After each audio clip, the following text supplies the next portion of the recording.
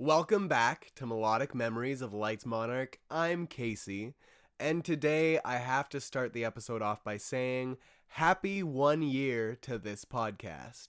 Crazy to even begin to think that I've been doing this for a year straight. Yes, every single Monday I have not missed a single one, even if some of the episodes here and there have been a little bit shorter than others. It has been a full year, and that was my entire goal. My entire goal with this podcast was to do it for a full year and stay consistent. I was able to do that, which honestly is wild for me. I didn't think I would actually achieve it, but I do know that even though it is a year old, thank you for listening, of course, to everyone listening, thank you.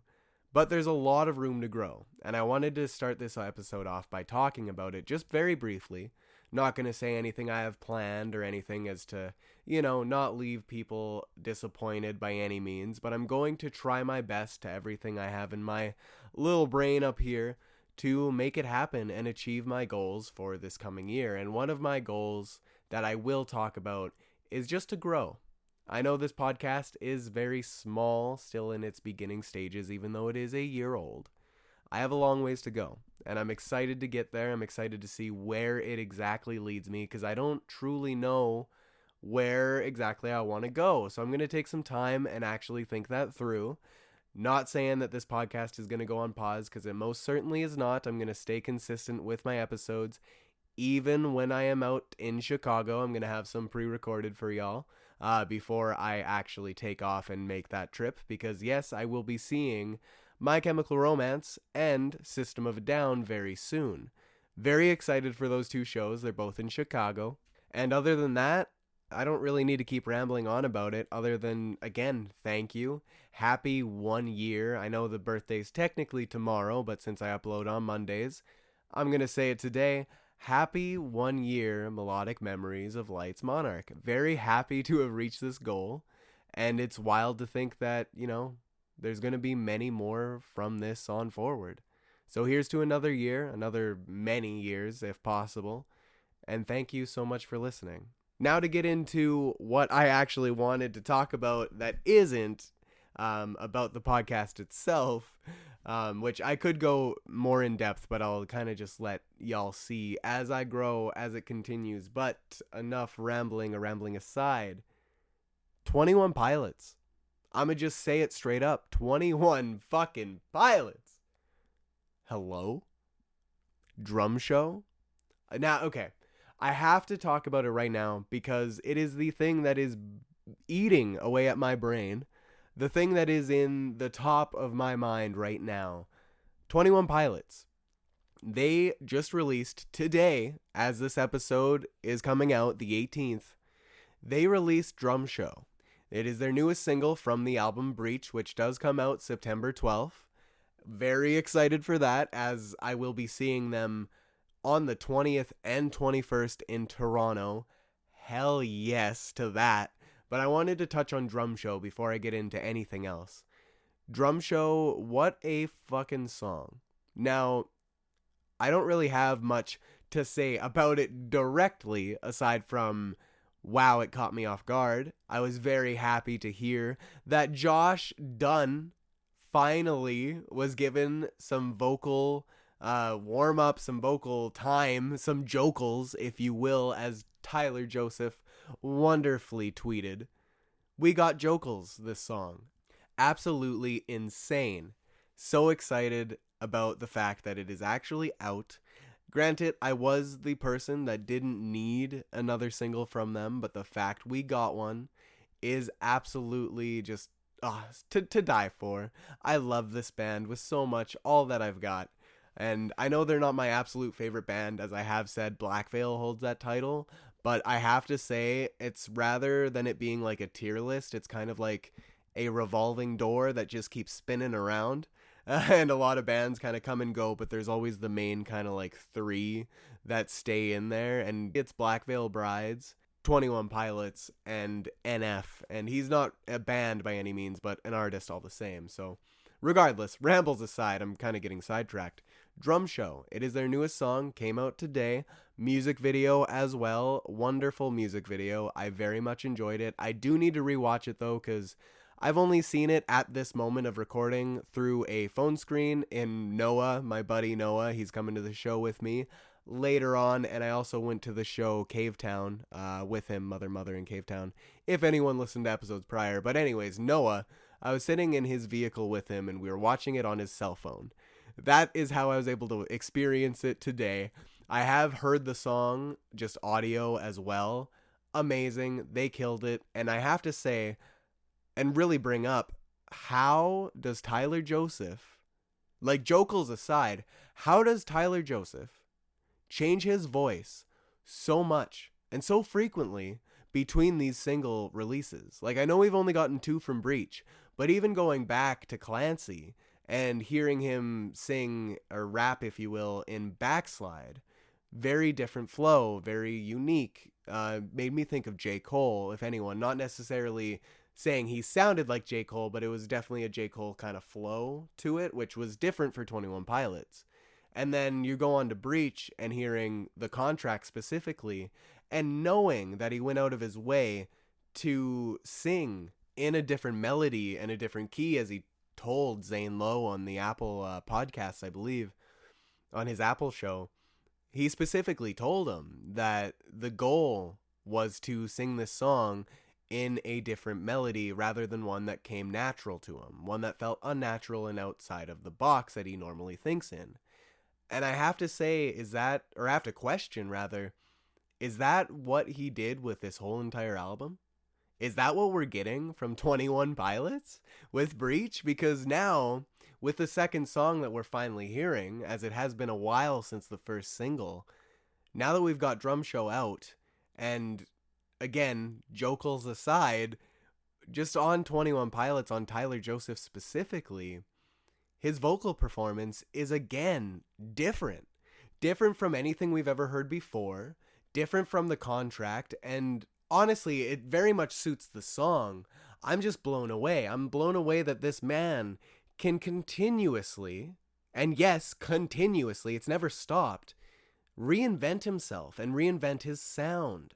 That is something that no other artist that I can think of can do as many times as they have and get the recognition for it. The only one I can think of is Taylor Swift, which I do have some stuff to say about her as well. Not right now, because it's 21 Pilots time right now. But later in this episode, if you want to skip forward and don't care about them, then be my guest. Taylor Swift will be towards the end. But 21 Pilots, they do it in a way that isn't just their era and the way that they look. Like, they actually sing different. Specifically, Tyler Joseph, because he is the vocalist. This is the first time we've ever heard Josh Dunn on vocals, at least in a official album setting. We have heard it, I think, one other time, if I'm not mistaken, in their MTV Unplugged performance. Love it. Also, he sings live as well. I know on the Clancy tour, he had some parts where he would sing some backing vocals live. I don't know if he did much more than that, because I kind of stayed away from watching too much of the Clancy tour, because I didn't want to be spoiled. I should have just went and watched it. Crystal, bless her, blessed be, she did send me some videos. They're in an album. I can check them out at any point, which I probably will do before I go and actually experience Breach in person, live in Toronto.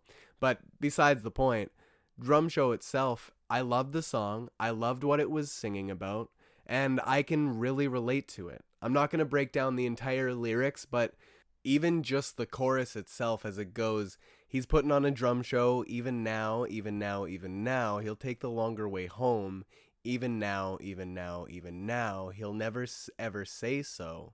He drives fast just to feel it, feel it. He drives slow, if his song's not over, drown it out, drown it out. And obviously, that is me saying it without any flow whatsoever, apologies, but that alone, like, that goes to show what the song's about just on its own. The chorus, it breaks it down. And I know that it has been stated that this song is not a part of the lore whatsoever. And I'm not even going to pretend it is. I'm not going to try to make any sort of connections. If it is, cool. If the music video is in certain ways, I know that there's symbolism that they've always used. could very much be attributed to being related to the lore, but I'm not getting into that. Just the lyrics itself and what it makes me feel. It makes me remember why I love this band, and to think that they're people too. Like I relate to this because it's just so real. Like when you're about to get home and a song isn't completely over, at least I know I do this. I will go a little bit slower so I know by the time I make it home, that song can come to completion, especially if it's one that I adore. And it just kind of gave me that kind of feel. I know it's not technically talking about songs directly. It is just as all their music always is a symbolism and a metaphor for mental health, and how, sometimes it gets really noisy and all that. So I can appreciate that. I can relate to it, and I know a lot of other people can relate to it as well. I just thought it was beautiful. A very well done song, and the way that it's sung is crazy. There is a part of it that I wanted to talk about, though, after Josh's singing, because Josh sounds like an angel. Honestly, he does amazing. I can't believe that he can sing as well as he does. And no, that is not taking a shot at drummers at all. I'm just saying he's not known for his vocals, obviously. It is Josh Dunn after all. He is known for his drumming. But Tyler Joseph, I thought it was back in the contract when he was yelling. My boy screams. Okay? He screams. Very akin to, my mind first went to Jumpsuit when he screams, "Jumpsuit, cover me," in the big breakdown. I'm not going to do it here in fear of completely making a fool of myself. Maybe I will cover that song one day because I adore that song and it would mean a lot to me to do that, but that's just me thinking externally. The fact that he screamed, very akin to that Jumpsuit line, or even down to Car Radio when he screams, "And now I just sit in silence," or even more so, Shy Away with that performance, the live one he did in the live stream. He screams his fucking face off. And granted, it isn't like a metal scream, but it is a scream. It is from the core, and you feel it. You feel the emotion, and that's my favorite thing with 21 Pilots. You feel the emotion. And this song is definitely no exception. Now, to kind of move on to the next thing, still 21 Pilots related, I needed to talk about the fact that Tyler Joseph, maybe a day or two before, he tweeted something, posted on his social accounts at least, I seen it on Twitter. He tweeted a message, and I just want to read it out here if you haven't seen it before now, because it made me really emotional, and it really kind of gave the weight, reminded me of the weight of this whole situation, of what Breach truly is. And I'll just read what he said. He went on to say, "Hey, 3 things. First is, I'm so pumped for you guys to hear this record. Breach took everything I had left. But as I stare at these finished WAV files, I realize how little they mean until they get to you. Fans of this band have given me so much fulfillment and purpose. Thank you for that. Second, I want to clear up what is happening as we approach the album release on September 12th. Our second single, whatever that means anymore, comes out Monday. It's called Drum Show. And all I'll say is that Josh might be doing more than just drumming on it. Proud of that guy. The music video for Drum Show, which Mark crushed, drops with it, but it is not part of the story of Dima and Clancy and Torchbearer. The end of that story takes place in the music video for the album's opening track, City Walls, and comes out with the album on September 12th. I can honestly say I'm just as excited for you to see this freaking video as I am for you to hear the whole album. But then the story is over. Breach is City Walls, Raw Fear, Drum Show, Garbage, The Contract, Downstairs, Robot Voices, Center Mass, Cottonwood, One Way, Days Lie Dormant, Tally, and Intentions. Side note, that last song is really important to me, and is my attempt at understanding the ending of the City Walls video. Okay, third, we have a US tour coming up this fall, which is going to be pure magic. I cannot wait. But then after that, I'm not sure. I'm not saying it's our last tour ever. I'm just saying, other than maybe some festivals next year, it will be the first time in our career we won't know when we will tour again. Sucks that we aren't giving Breach a proper world tour, and I'm sorry to our fans outside of the States. Get jacked though, friends. Drum show, song/video on Monday, new US tour in the fall, new album September 12th with a new video that wraps up over a decade-long story that has meant so much to us. Guys, it's going to be awesome. Thanks for doing this thing with us. Tyler. And that's it. That is what he said. And the reason why it makes me so emotional is because it brings me back to realizing the exact weight of this entire story. What it means to me as a creative person, as somebody that not only is a fan of this band, but somebody that holds creativity and music in such high regard in their life. Like, I know that I love music as much as I do from the things that made me who I am when I was little, and even growing up as a teenager, and this band is a part of that. This band's music, their message, the fighting against the mental health, which they made into a whole storyline to give it purpose so people actually took it seriously for once, because not many people did take mental health seriously, not for a long time. And now it's finally being taken seriously, but they had to give it this whole story for it, and the fact that this story is finally ending. I know it's not the end of the band by any means, take that, like, for certain, they said this. The band is not ending, you just have to remember where they're at.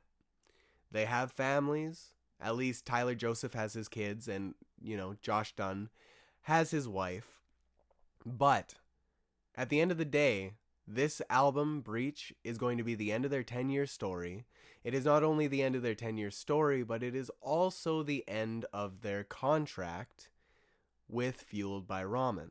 So they will be needing another album, or record label rather, to reach out to, or they will continue being independent. God knows they can be. They don't really need a record label at this point. I'm sure they could do everything on their own.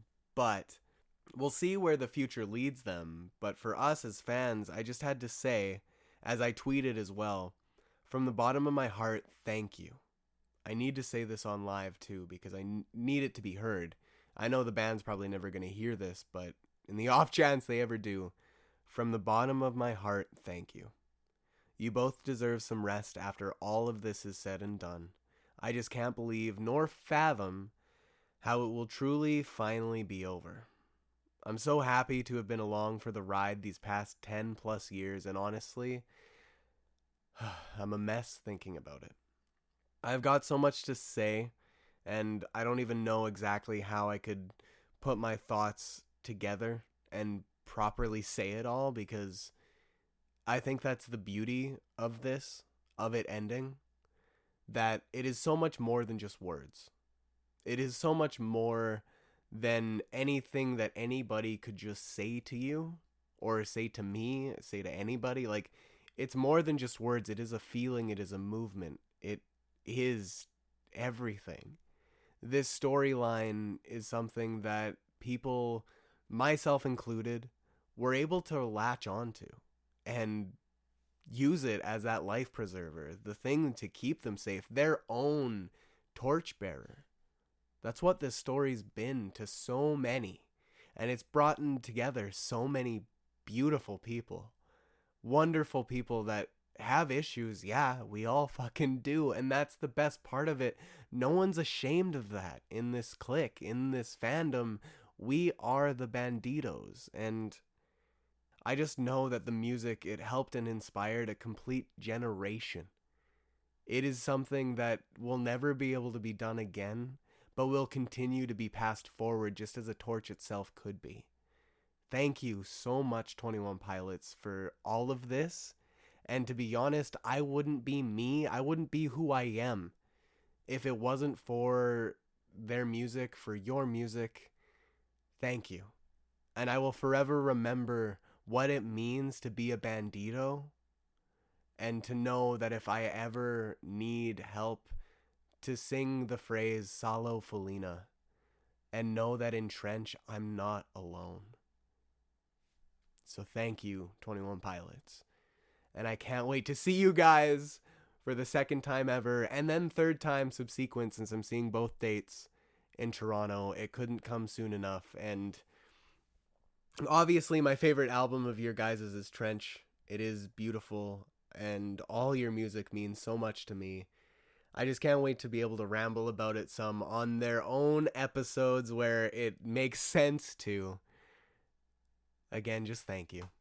Thank you so much for the music you've created, and to everyone listening to this that isn't 21 Pilots, because doubtful they are, but anyone listening to this, if their music has helped you and touched you as much as it has mine, or if not them specifically, but somebody else, some other artist, tell me about it. Share it with me. I would love to hear it, because yes, it is being raw and emotional, and again, being very vulnerable to talk about it, because I know sometimes people don't want to, and that's fine too.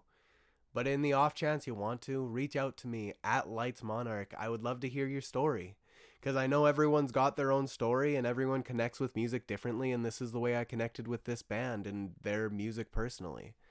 It means a lot to me that it's finally coming to an end, and it means a lot to me that I'm able to see it. And to those that can't, I am sorry for you. I understand the mourning of not being able to experience this Breach tour, because it's only going to come to the US and the couple Canada dates there are.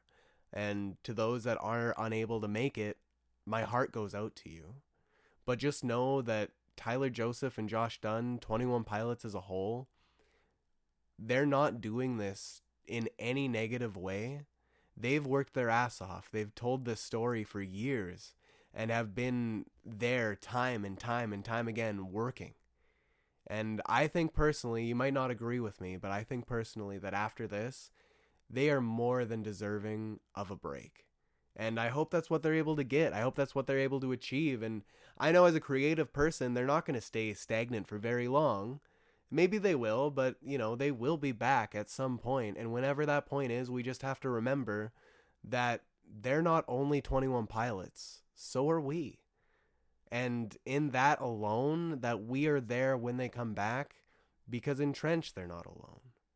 We are the Banditos. We are them just as much as they are us. So anyways, to get off my little high horse of all that, apologies aside for rambles, but I'm very happy that 21 Pilots released a new song. Very emotional, of course, that it is all coming to an end, but that's the beauty of things. Things end and give it that much more life to live on forward and have that torch passed, because music, it's generational, it's beautiful and wonderful. 21 Pilots is just another thing on that same pedestal that deserves its spot. They as a band do, and they wouldn't be here without us. So obviously they know that, we know that, and we can be there to support. And again, to kind of end these rambles and this little bit of rant, I just wanted to say thank you again.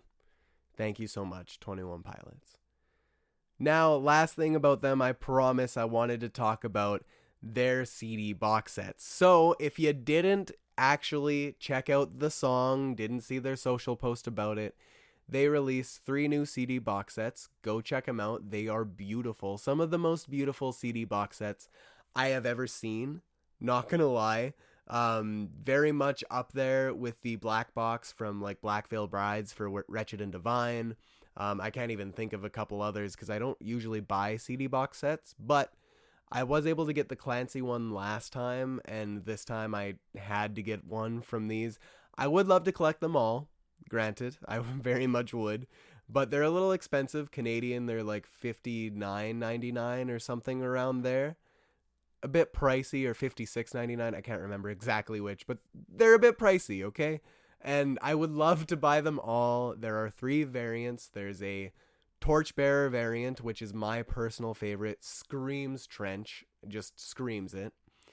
I would go on about it, but we would be here forever, so I'm going to just say that.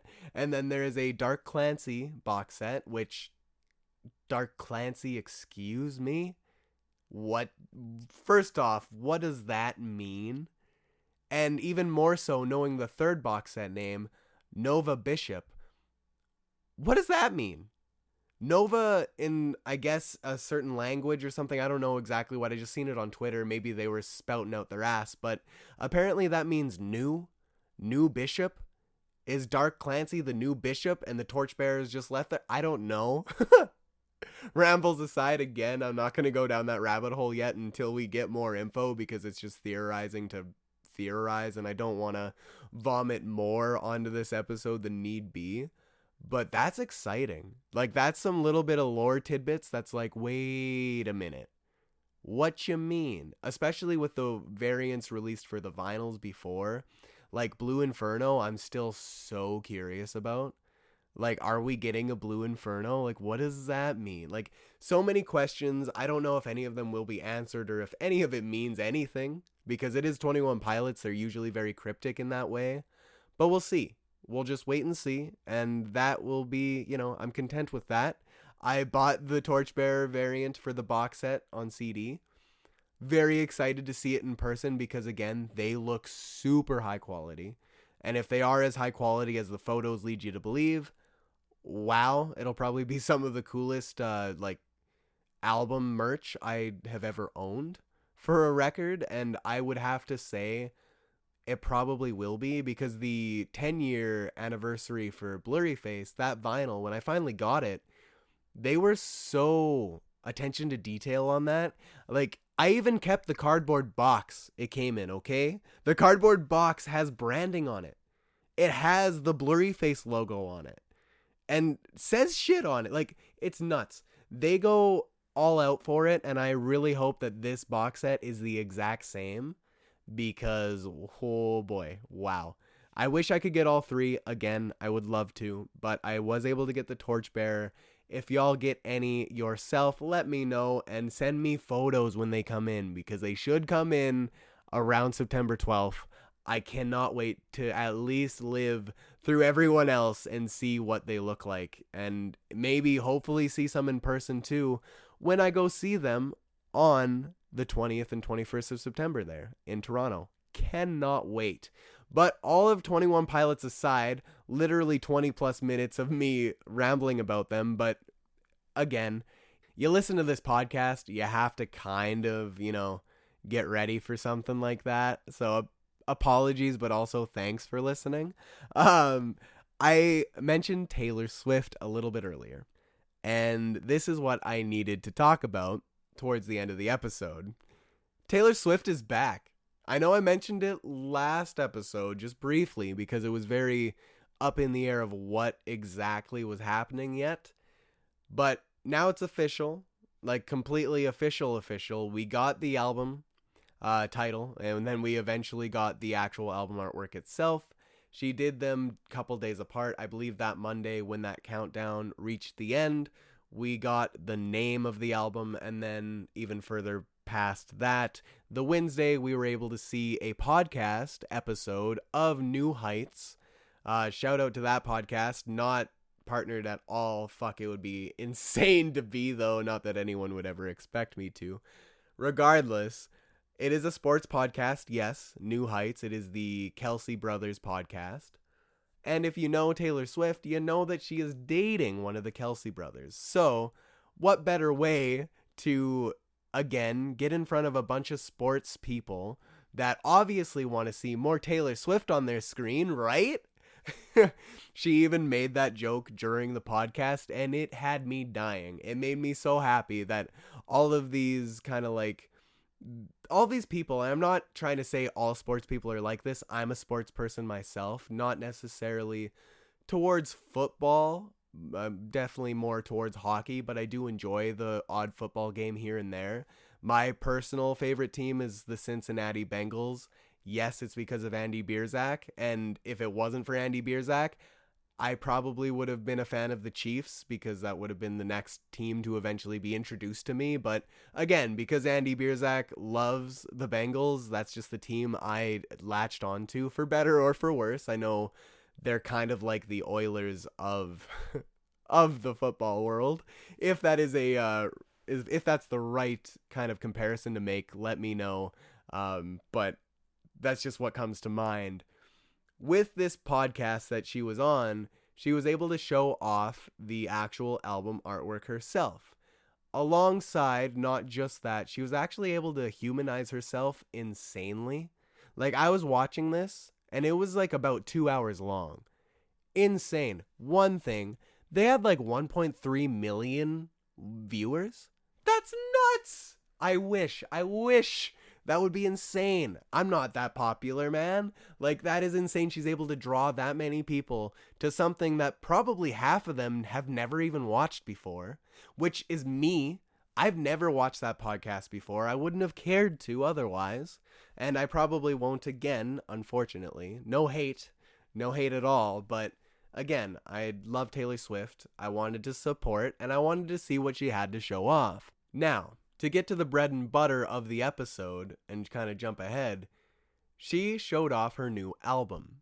Now, yes, Taylor Swift, she is releasing her 12th, yes, 12th studio album called Life of a Showgirl.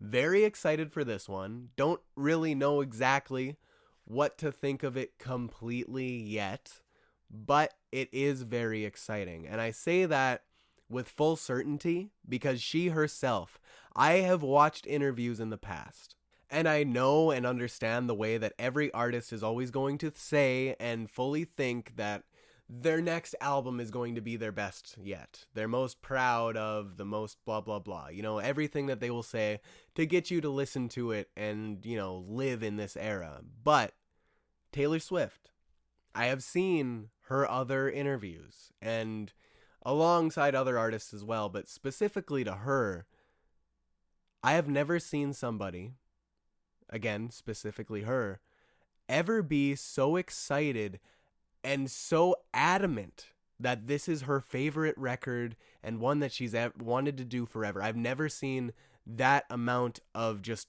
purity towards it. Like, yes, every artist will always say it. I've never seen someone so sure of it.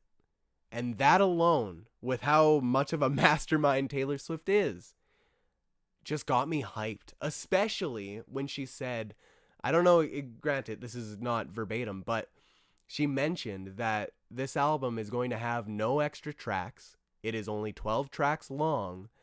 And that in itself, it just made me excited because it screamed artistic integrity. Underline that. Artistic integrity. It really screamed that. And I say that because her old albums, especially the last one, yes, it was amazing. I adored it. It did make my list of top 10, but it was bloated. There was a lot of songs on there, like 22 or so, if not, actually, there might have been way more than that. It was a long album when she released the anthology. And that alone, like, yeah, it's a little bit of a turnoff to want to play it. Like, yes, I love all the songs on that, and I'm not saying I don't, but I'm just saying with the sheer amount of tracks, if I know I'm going somewhere that's only an hour away, I can't play this album and have it finish by the time I make it there. I'm only going to get like halfway through. And that's nuts to think alone. But to, you know, I know everyone has their own preference, of course. I know everyone has their own preference. My personal preference is I believe an album should be as long as the artist wants it to be, truthfully. Like, that is, again, a part of artistic integrity. But the fact that she even came out and said the reason why it is as short as it is because it is everything she needed to say, and being the album she's always wanted to make, as she so said, and on top of it, how it's actually the album that she wrote during the Eras tour, behind the scenes. It kind of gives the behind the scene view of her life while doing the Eras tour. All of that together makes me so excited, because I've never been, I don't even think I've ever been more excited for a Taylor Swift album, because this one, it harkens back to Reputation big time. She showed off the actual album artwork. Beautiful. I don't care what anyone else says. I think it's amazing because, again, it screams to me a little bit of Reputation and also a little bit of her roots. I know I might be reaching and saying Panic at the Disco, but with Panic at the Disco's most recent album, Viva Las Vengeance, the cover artwork itself made it look like he was kind of cut up in parts and pasted in certain areas. If that doesn't make sense, look up a photo, you'll see what I'm talking about. Then you look at Life of a Showgirl, and it's very much the same. Like, you can see that she's kind of pulled apart and pasted together, and just kind of like, you know, what one would do as a showgirl to show off the pretty parts, right? Because people can't see behind the curtain, but that's what this is. That's what this album is. It's a peek behind that curtain into the actual life of a showgirl, and that's why she's not wearing anything. Like, yeah, she has her bathing suit on, but she's not in some fancy showgirl dress or anything of the sorts. I know in other variants it might be said differently. Like, I know she has some other album covers, but I'm just going off the base album cover. Speaks volumes of what this album could be, and also makes me theorize crazy. I know it's not any sort of story, there's no storyline or anything like that, but I'm excited just for the sheer fact of the artistic integrity it has to hold for it only being 12 tracks and no more. No more, no less, 12. The only thing I could think of, there might be a 13th track, maybe, just because she's obsessed with the number 13, and that would just kind of make sense, to be honest, if I had to say so. We'll see if that ends up happening, but actually, you know what, let me call it now. Track 13 is like a little voice memo of her announcing that she's marrying Travis Kelce. Saying that here, I'm probably fucking dead wrong, but if it does come to be, I said it first, okay? But all that aside, rambles aside, shenanigans aside, the track list, I wanted to read it because some of the songs really caught my eye. And that goes, The Fate of Ophelia, Elizabeth Taylor, Opalite, Father Figure, Eldest Daughter, Ruin the Friendship, Actually Romantic, Wish List, Wood, Cancelled, Honey, and The Life of a Showgirl, featuring Sabrina Carpenter. Now, first and foremost, I know people are going to go nuts over the fact Sabrina is making a song with Taylor Swift.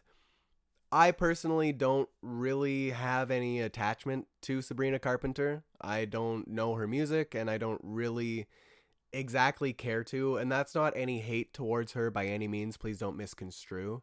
It's just the simple fact that it isn't really made for me. And I know Taylor Swift might not be made for me either, but I sure can relate to what she sings about in a lot of her songs, and she has helped me through like some of the worst heartbreak I have ever felt in my entire life. And it's just, her music is something that helped me. And Sabrina Carpenter, I've never seen her in that same light poetically and musically.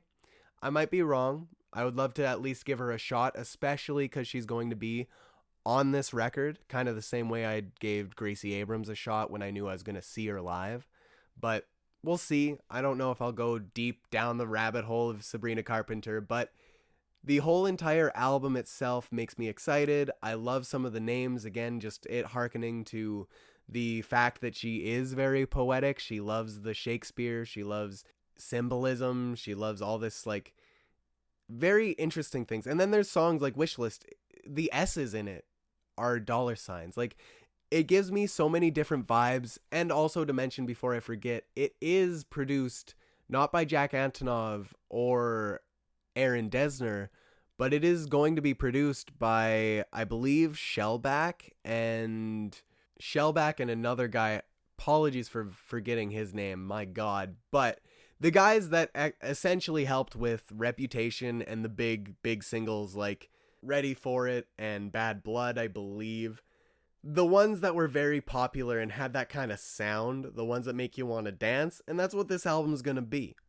It's going to be another banger, another dancing album, instead of a somber kind of sad album as we've been getting from Taylor. Not saying all of Midnight's was somber and sad, but a lot of it was. And Tortured Poets, I mean, obviously, you look at the name, man. It's Tortured Poets. Of course it's going to be somber and sad. But as Travis himself said, this is like a complete 180. Complete 180 from Tortured Poets. But also, it's going to be the sound of dance and fun and like an album that she's always wanted to make, while still keeping the storytelling elements that she is known for from folklore. Enough said. Give me the album. I want it now, please. Comes out October 3rd. She did reveal that. Cannot wait. She is actually making a bunch more variants, at least from what it seems. I don't know if there will be any more. Odds are there probably will be. I think personally there might be end up being 12 of them, and then we'll see if we get any more. But you know, it's gonna be a little pricey on the bank account. But for any of you guys buying every single one, power to you. I know I won't be, unless if I can get a discount at Sunrise. We'll see. But all the same, Taylor Swift, rambles aside, she's got her new album, The Life of a Showgirl, coming out October 3rd. And I couldn't be more excited for the fact that I feel like this album is going to be one of her greatest, just for the simple fact that she is able to boil it down to 12 songs and no more. It could be even more than that for sure, but just something about it screams artistic integrity when an artist is for sure, for certain, this is all she has to say for this piece of work. It reminds me of something that is such like lightning captured. I don't know if that's what it will be, but when an album has something to say and it is just that amount of tracks, it has something to say. And it reminds me of 21 Pilots, to kind of circle back to the beginning, when Tyler Joseph literally said he doesn't like the thought of deluxe versions because it sounds like something you would get for fast food, like a fast food item. And it makes me think that this album might be taken as a bit more of art rather than her just kind of spouting off poetry and stuff. Like, I love that. I very much do. And I'm not trying to hate on any of it, but just, I feel like with this record, less is going to be more, if that makes any sense. And I could be wrong. I might be wrong. God knows. We'll see when it comes out on October 3rd, which is no longer Mean Girls Day. Thank you very much, Taylor Swift. You kind of took that one over. But it is very exciting. So enough said about that. The last thing I kind of wanted to get into anyways were some albums and music in particular that I was able to listen to on Friday itself. Now, obviously, we already talked about Drum Show, and that came out today, but on Friday, there were some new releases. And first off, I kind of fell behind just a little bit on some releases. Again, not super far behind, but just that week. So I'll kind of start at the beginning of the week, which I know Spectre was on Friday of last week, so I don't have to talk about that one, but I wanted to mention it just quick because Bad Omens, hell yeah, Spectre, go listen to it if you haven't yet. Anyways, Trinkets by Ash Nico. That's a new one that came out 6 days ago. Then Under My Sweater came out the same day, Mayday Parade. Both good songs, both very different, but both good. And then Space Cow Initiation Ritual featuring George Clinton. What? What a name. What a song name. Dance Gavin Dance. It was just as weird sounding as the name is. I'll leave it at that. I liked it, but it was definitely weird. Then Annihilate Me, I Prevail. Medusa's Home by Rivals, which is their newest EP. I didn't know if I would like it because I have been kind of falling out of love with Rivals. This brought me right back. I was like, ooh, I know there's still the one song, I believe it's Porcelain Face, where she sings the lyrics about shaking her ass on stage. Do not care about that at all. Do not care for it either. But the rest of the EP and the rest of that song as well, really good. Really good. I didn't know. I didn't expect it. Because again, my expectations were probably the lowest they could be. Maybe that's why I liked it. I don't know. I have listened to it more since, and I have to say it's not that fact, but if you get a chance to listen, let me know. Again, at Lights Monarch on all socials. And I know I kind of glanced over it, but Annihilate Me by I Prevail. Their newest album comes out in September. It is exciting, but again, it's not really I Prevail. The songs sound good. I have nothing wrong with them. They are very good for what they are. It just isn't I Prevail. Like, it should be a different band. I kind of would have to attest to it being the same way people felt when the Panic at the Disco members left Panic, as like one by one kind of thing. That's the only way I can really attribute it to, or thing that I can think of. But I mean, at the end of the day, the songs are still good. I will still listen to the album when it comes out next month. Just something to be aware of. It's not really I Prevail if you're looking for more of that. Kind of got to go to their old stuff for that. Again, Trauma, that album, nothing beats it. Anyways, from their catalog, rather. The last thing I wanted to talk about, and I did save it for last on purpose because it is my favorite release that I listened to, Push Me Away, featuring Landon Towers. I don't know how to say his last name, apologies, but the Puttin singer.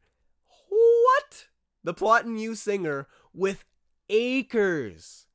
My boys. I love that band. I don't know them personally, but fuck, I wish I could. I know they've listened to the episode, one of these episodes before when I actually seen them live. Cannot wait to see them live again. I don't know when that will be. I'm just saying that to say it because they never disappoint me, like ever. And this is just to build off of their last album, The Hope. Technically, they tricked us a little bit saying that album was an album. It was definitely more of an EP. Because now we're getting the full album. Some places I haven't really gotten the full word on whether it's a deluxe album, as some places are saying, or just the full-length album as what it was supposed to be. But we are getting 2 new songs past this newest single that just came out on Friday. I can't wait. Also, vinyl pre-orders are open on their website. If you go look at their socials, it's right there. I cannot wait. The actual album, like, on vinyl looks beautiful, especially the one variant that I got. I believe it was called Glow. It matches the colors on the album artwork perfectly, more than any album I've ever seen. Really hope it doesn't let down in person and that the mock-ups do come to be what they're actually supposed to look like. Please, fingers crossed. But I just wanted to mention that. Acres, they never disappoint. The newest song, Push Me Away, featuring Landon, amazing. I adored it. Go give it a listen. Because they, again, never disappoint. And it fits in with the record. Like, it doesn't feel like a song that they just pandered to do to get a feature, to get some social interaction. Like, no, it sounds good. It fits the vibe of the record. And I'm so excited. So excited. Even more so for them, for where this might lead, like where it might take them as a band, as artists. I cannot wait to be along for the ride because I have been for this long, and I know it hasn't been an incredibly long, nowhere near as much the length of 21 Pilots, but I'm excited to see where they go. The song sounded amazing, and it was definitely the highlight of my week last week. So that's all I've got today. Thank you so much for listening, and thank you for listening to me ramble for a full year. Thank you so much. From the bottom of my heart, thank you. And most importantly, as always, thank you for discovering the music within.